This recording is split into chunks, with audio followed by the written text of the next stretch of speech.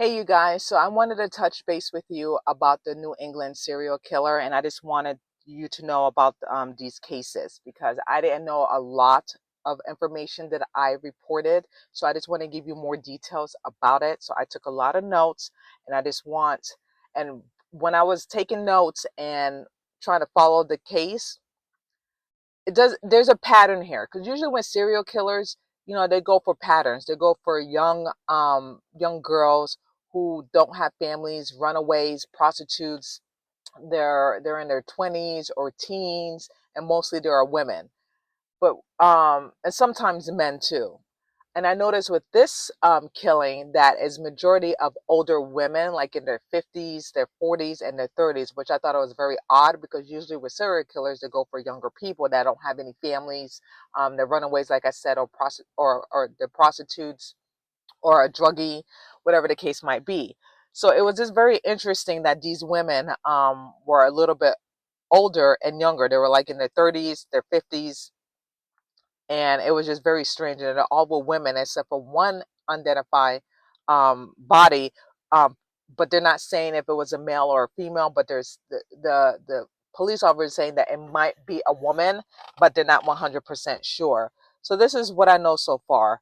Um, like I said, on March 6th, they found a woman named Paige. Her remains were in Connecticut, Newark, and they found a human skull near that area. And Denise Leary, 55, went missing on March 20th. Excuse me, they found her body on March 20th. She went missing on September 24th, and they found her remains in a wooded area. Now, it's just really weird that some of the bodies were in a wooded area or in a reservoir. That's where most serial killers leave their bodies, so it wouldn't be found. But a lot of people, I feel like with this situation, that like random people are finding the bodies. Like it could be me, it could be you. It's just random people that saw something very suspicious, and then they called the authorities to have them check it out, and then that's when they found these remaining bodies. But what really struck me the most out of this is Suzanne Warmer.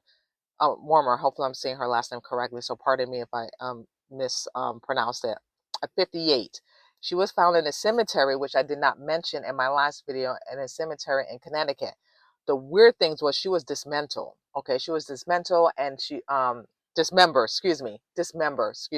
Pardon me. Dismember, and she was inside of a suitcase. And someone noticed a suitcase is in the middle of the cemetery. So the woman thought it was very suspicious, and she called the authorities because the suitcase did not move. It was just standing there in the same similar position, similar spot. So when the woman called the authorities and the authorities came and opened the suitcase, they found pieces of her body in the luggage. But what I said that what stand out the most is that the person who did this to Suzanne confess. So a roommate actually killed her, cut her up into a million pieces, put her in the luggage over drugs, cocaine. Isn't that crazy? Cocaine. You cut this woman up, your roommate, and over drugs. This is how crazy people are. This is why you should never have roommates. This is why you should live by yourself, because people are crazy, crazy. Cut her up over drugs. Insane, insane. And so I don't think this is related to the serial killer because the man confessed that he killed his roommate over drugs. Now, Michelle Romano, 56-year-old woman found in Rhode Island, and she'd been missing since August of last year. Okay, August, and her body, excuse me, was found in a wooded area as well. So except for the exception of Suzanne, I feel like there is a pattern. There's something going on. I feel like they may have a serial killer on the loose in the New England area because it doesn't make any sense. You know what I mean? Megan Meredith, 45, her body was found in Springfield, Massachusetts. This was the recent one that was found dead, unresponsive near a bike path.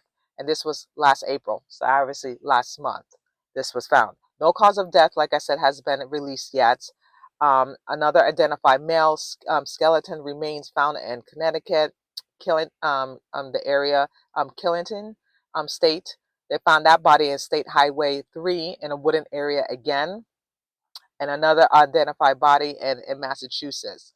Now, are these potential connections? It's a possibility. It's a possibility. If they have a serial killer on the loose, obviously, it's in different states, but not that far. It's approximately a little bit close together. I think all the law enforcement should work together. It's not like it's like New York, California, or Florida. If there was a serial killer in these states, that it be in one district, but this is like different district that's all the bodies are being found. And I feel like, with different districts, I feel like all the people that's investigating these deaths, they should work together as a team to figure out who's doing this, why they're doing this. And again, there's no suspects. They have no suspects. They have no leads or anything. So if they put their heads together and figure out what's the pattern here, what's the scenario, why they're targeting these women, except for the exception of Suzanne, like, because this body's been found, been found. Is that what I'm saying right? Yeah, been found since March and April. 2 months. It's not like there's like a big whole gap. 2 months. With serial killers, they kill, and then they stop. They take a breather. They take a break. They go on vacation. I don't know how serial killer works. I don't know how they work in the brain of theirs.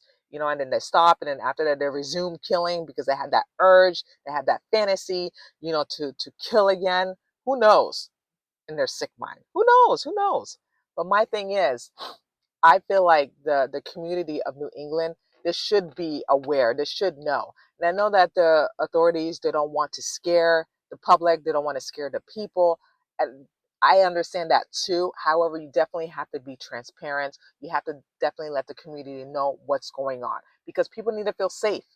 If people need to feel safe going to their homes, going to work, going to the park, with their children, with anyone. And the reason why they're doing an investigation with that last killing, because it was during the daylight. It was during the daytime. That's why they're doing an investigation, because Megan Meredith, she died during the day at that bike path, and that's why they want to do a full open investigation to find out what happened.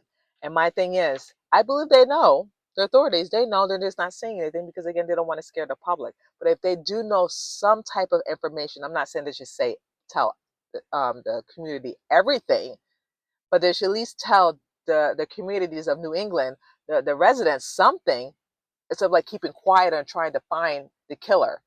But they should at least tell them something, because they have the right to know. They have the right to know, to feel safe in their home, and where they're going,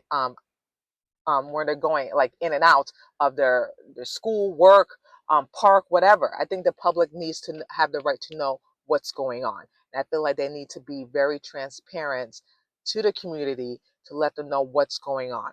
And obviously not to frighten them, but they should at least be aware. Because I would like to know if there's a serial killer out there and killing people. I would like to know so I can be guarded. You know what I mean? So I can protect myself and my family.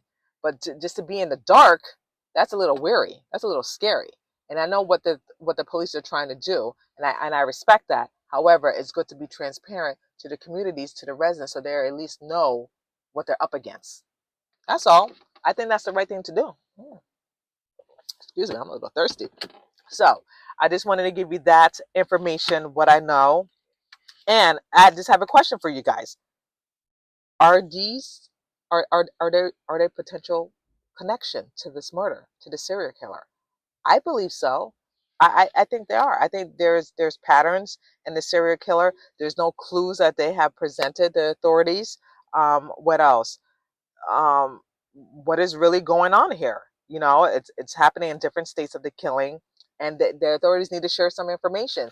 Whatever information they have in one district and another, they need to share it. They need to share it so they can combine notes and figure out who this person is, so they can stop this if there is a serial killer out there on the loose. Because this is scary. This is scary times, you guys. Scary times, and people need to be feeling safe in their neighborhoods. They need to feel safe walking out their house, going in their car, going to work, going to school, going to wherever they need to be. People need to feel safe, and the authorities need to be very transparent to the community so they can know what they're up against. If there is a serial killer, out there on the loose, just killing women and men for no apparent reason, and then just dumping their body in the middle of a wooden area or in a river somewhere, and then just continue by their day to find the next victim to prey on. So let me know your comments and your thoughts about this. I just wanted to give you more clarity, more information about the New England serial killer. That's all I know so far. Obviously, the authorities are not releasing any information about it. They're keeping it hush hush because they don't want to scare the public. They want to gather more information before they release anything. But this is what I got so far. So let me know what you think and comment below. If you like this video, please like, share, and subscribe. And I will see you guys next time on the next video. Take care.